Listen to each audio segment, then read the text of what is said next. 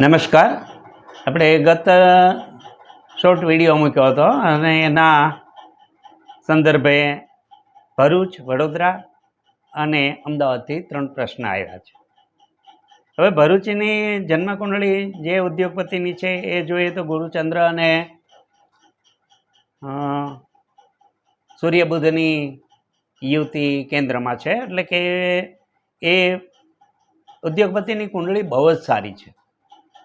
પરંતુ જ્યારે પ્રશ્ન થયો અને પ્રશ્નનો ટાઈમ બાંધી અને પ્રશ્ન કુંડળી બનાવી તો પ્રશ્ન કુંડળીમાં ધનસ્થાનમાં રાહુ અને આરોગ્ય ભુવનમાં કેતુ છે.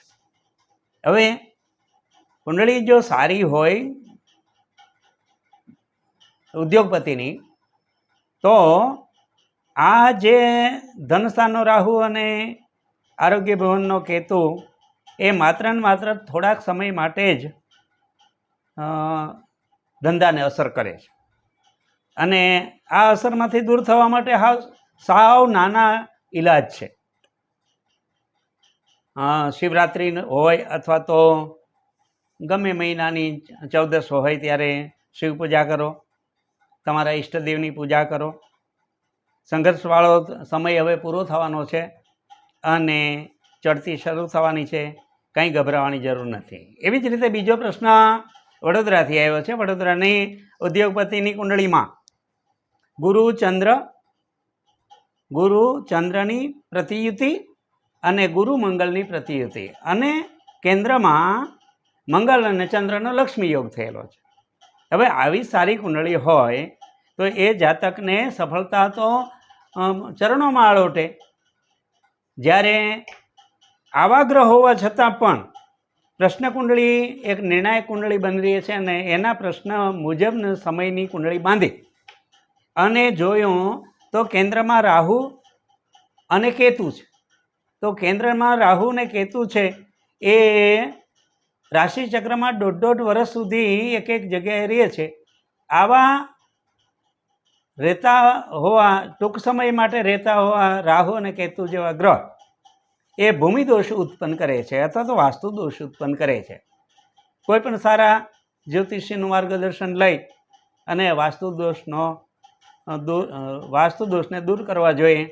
અને આમ કરવાથી મને લાગે છે ચંદ્રમંગળનો લક્ષ્મી યોગ અને ગુરુચંદ્રનો કેન્દ્રમાં થયેલો લક્ષ્મી યોગ ખૂબ જ ફળદાયી બનશે. માત્ર ને માત્ર વાસ્તુ દોષનો નિર્ણય કરવો જોઈએ. જો આ નિર્ણય 1.5 વર્ષના અંતરે આવતો હોય ત્યારે આપણે એ સમજવાનું કે થોડા સમય માટે ધીરજ રાખવાની છે અને ધીરજના પરિણામે તમારી કુંડળી બળવાળી બનશે. હવે ત્રીજી કુંડળી છે અમદાવાદની પ્રશ્ન કુંડળી. અમદાવાદની જન્મ કુંડળીની અંદર ગુરુ ચોથો અને ચંદ્ર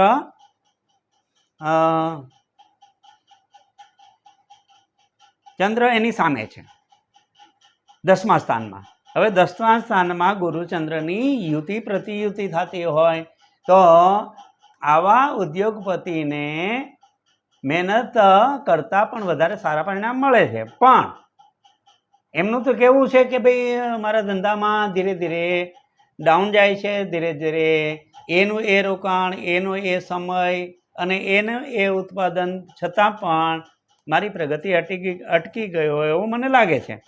તો એ માણસને પ્રશ્ન કુંડળી ઉપરથી જોઈએ તો રાહુ અને કેતુ, રાહુ ભાગ્ય ભુવનમાં બેઠો છે અને કેતુ કુટુંબ ભુવનમાં બેઠો છે. આના પરિણામે હિત શત્રુ દ્વારા કોઈ મંત્રના પ્રયોગ કરેલા હોય એવું મને લાગે છે. એટલે આ ઉપાયો પહેલાંમાં તો માત્ર ને માત્ર પૈસા વિનાનો ઉપાય છે. શિવ પૂજા કરો. ભરૂચવાળા ભાઈને કુંડળીઓને જવાબ આપું છું. વડોદરાના ભાઈને વાસ્તુ દોષ છે એ વાસ્તુ દોષ વિશે થોડુંક સંશોધન કરી અને વાસ્તુ દોષ કઈ જગ્યાએ થયો છે એ તમે ઓબ્ઝર્વ કરવો અથવા તો કોઈ વાસ્તુ નિષ્ણાંતને બોલાવી અને એનું ઓબ્ઝર્વેશન કરી અને એનો નિર્ણય કરવો. જ્યારે અમદાવાદની કુંડળી સારી હોવા છતાં પણ રાહુ અને કેતુ એ કુંડળી પ્રશ્ન કુંડળીને બગાડે છે અને હિત શત્રુ દ્વારા મેલા મંત્રનો પ્રયોગ કર્યો અથવા તો સંબંધ વગેરેના પ્રયોગ કર્યા હોય એવું જણાય છે.